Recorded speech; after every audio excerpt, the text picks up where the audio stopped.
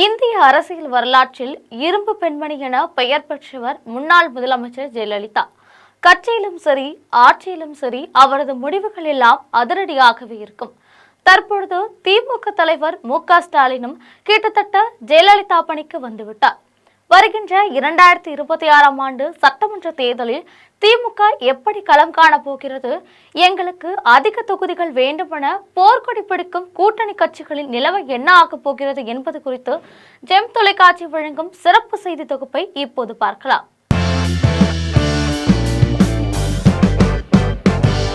கடந்த 2021ஆம் ஆண்டு சட்டமன்ற தேர்தலில் திமுக கூட்டணிகள் திமுக 173 தொகுதிகளில் போட்டியிட்டது. காங்கிரஸ் கட்சிக்கு 25 இடங்கள் ஒதுக்கப்பட்டன. சிபிஐ, சிபிஎம், விசிக, மதிமுக ஆகிய கட்சிகளுக்கு தலா 6 தொகுதிகள் ஒதுக்கப்பட்டன.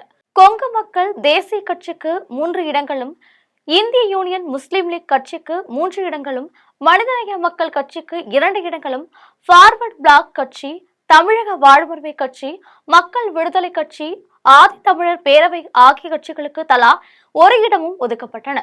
இந்நிலையில் வருகின்ற சட்டமன்ற தேர்தலில் திமுக கூட்டணியில் உள்ள அனைத்து கட்சிகளுக்குமே எங்களுக்கு கூடுதல் தொகுதிகள் ஒதுக்கி தர வேண்டும் என்று கோரிக்கை வைத்து வருகின்றன.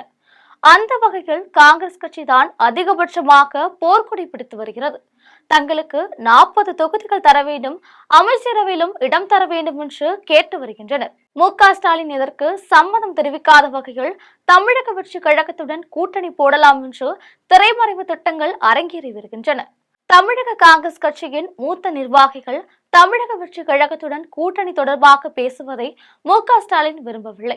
இந்நிலையில் பீகார் தேர்தல் முடிவு வேற காங்கிரசுக்கு சாதகமாக அமையவில்லை. கேரளாவிலும் கம்யூனிஸ்ட் கட்சி தான் முன்னிலையில் இருக்கிறது. காங்கிரஸ் கட்சி மிக பின்தங்கிய நிலையில் இருக்கிறது. இந்த நிலையில் தமிழ்நாடு முழுவதும் காங்கிரஸ் கட்சிக்கு எந்த அளவில் செல்வாக்கு இருக்கிறது என்பது குறித்து உளவுத்துறை ரிப்போர்ட்டும் அந்த கட்சிக்கு பாதகமாகவே அமைந்திருக்கிறது.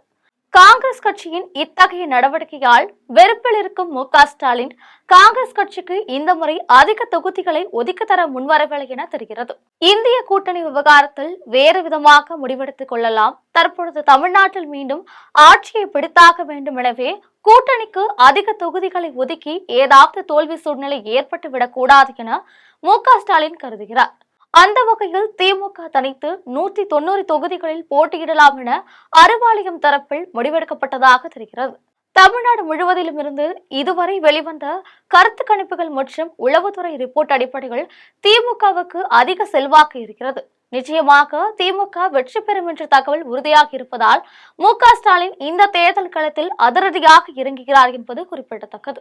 அந்த வகையில் விடுதலை சிறுத்தைகள் கட்சிக்கு மட்டும் 11 தொகுதிகள் ஒதுக்கி தரவும் முடிவு எடுத்ததாக சொல்லப்படுகிறது. காங்கிரஸ் கட்சியை பொறுத்தவரையில் கடந்த முறை 25 தொகுதி வழங்கப்பட்ட நிலையில் தற்பொழுது 10 முதல் 15 தொகுதி மட்டுமே கொடுத்தால் போதும் என்ற முடிவுக்கு அவர் வந்திருக்கிறார் என்கிறார்கள். இந்த முடிவுக்கு காங்கிரஸ் கட்சியினர் ஒத்துவரவில்லை என்றால் தாராளமாக விலகிக் கொள்ளட்டும் என்று மு.க.ஸ்டாலின் அதிரடி முடிவு எடுத்திருப்பதாக தெரிகிறது. இதை தவிர இரு கம்யூனிஸ்ட் கட்சிகள், மதிமுக ஆகிய கட்சிகளுக்கு 1 தொகுதியை குறைத்து தரவும் முடிவு செய்யப்பட்டதாக தெரிகிறது.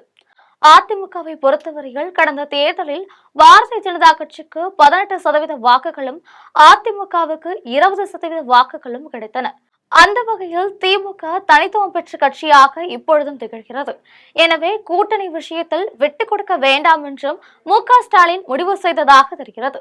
இது மட்டுமல்லாமல் நடிகர் விஜய் தொடங்கிய தமிழக வெற்றி கழகம் தனித்து களத்தில் இறங்கும் வகையில் அதிமுகவின் ஓட்டுகள் தான் சிதறப்போகிறது என்ற தகவலும் திமுக மேலிடத்திற்கு கிடைத்திருக்கிறது.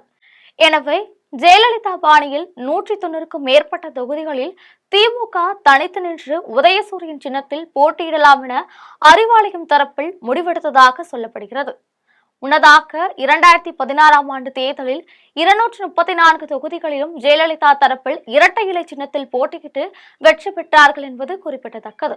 அதே சமயத்தில் விஜய் கட்சிக்கு புதிய சின்னம் கிடைப்பதால் அந்த சின்னம் மக்கள் மத்தியில் மனதில் நிற்காது என்ற அடிப்படையிலும் ஆலோசனை செய்யப்பட்டுள்ளது. அதிமுகவை பொறுத்தவரையில் ஒருங்கிணைப்புக்கு வாய்ப்பில்லாததால் திமுக மட்டுமே கிட்டத்தட்ட 200 தொகுதிகளில் நேரடியாக போட்டியிட்டு வெற்றி பெறலாம் என திமுக தரப்பில் மிக பலமாக நம்புகிறார்கள். எனவே 190 தொகுதிகளில் தவிர கூட்டணி கட்சிகளில் சிலர் உதயசூரியன் சின்னத்தில் போட்டியிடும் வகையிலும் திட்டம் தயாரிக்கப்பட்டு வருகிறது. எனவே கூட்டணி விவகாரத்தில் மு.க. ஸ்டாலின் எந்த வகையிலும் விட்டுக் கொடுப்பதாக தெரியவில்லை என்றும், அதே சமயம் இந்த தேர்தலில் திமுகவின் பலத்தை நிரூபித்து காட்ட வேண்டும் என்பதிலும் அவர் தீவிரமாக இருக்கிறார் என்பது குறிப்பிடத்தக்கது. இது போன்ற அரசியல் செய்திகளுக்கு ஜெம் தொலைக்காட்சியுடன் எப்போது இணைப்பில் இருங்கள். நன்றி, வணக்கம்.